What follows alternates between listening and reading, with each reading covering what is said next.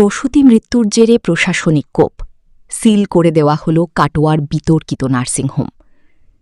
চিকিৎসার চরম গাফিলতি এবং পরিকাঠামোগত শূন্যতার অভিযোগে অবশেষে কাটোয়া শহরের পুরনো ও বিতর্কিত কাটোয়া নার্সিংহোমে তালা ঝুলাল প্রশাসন।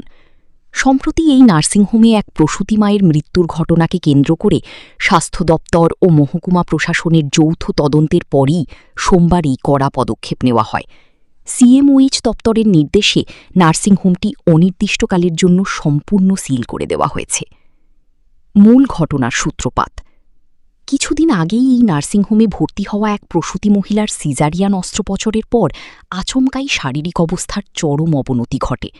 অভিযোগ, পরিস্থিতি হাতের বাইরে চলে গেলে নার্সিংহোম কর্তৃপক্ষ রোগীকে কাটোয়া মহকুমা হাসপাতালে স্থানান্তরিত করে দায় এড়াতে চায়। কিন্তু হাসপাতালে নিয়ে যাওয়ার কিছুক্ষণের মধ্যেই চিকিৎসকেরা ওই প্রসূতিকে মৃত। নার্সিংহোমটিতে জানেন রিসেন্টকালে একটি মাতৃমৃত্যুর সঙ্গে জড়িত ছিল।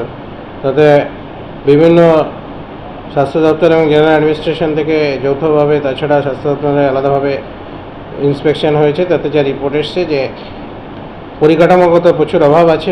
ওখানে সুস্থভাবে সিজার করা বা নর্মাল ডেলিভারি করার পক্ষে একদমই উপযুক্ত নয়। তাই আজকে সিএমওএইচ দপ্তর থেকে ক্লোজ করার নোটিশ এলো। নোটিশের সাথে আমাকে অর্ডার দেওয়া হয় আইসিকে নিয়ে ক্লোজ করার জন্য, এবং ক্লোজ আমরা সাথেই করে দিয়েছি।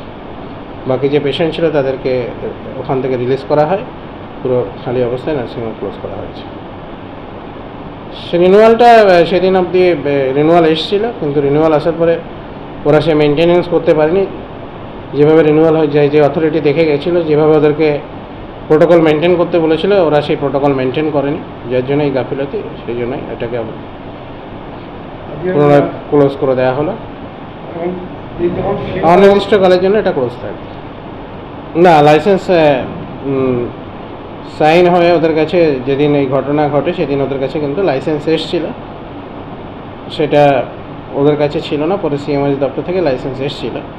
প্রথম অবস্থায় আমাদের কাছে আমরা যেটা জানতে পেরেছিলাম যে লাইসেন্স ওদের কাছে নেই, কিন্তু পরে ভর্তিতে 3টের সময় ওদের কাছে লাইসেন্স আছে আপার লেভেল থেকে।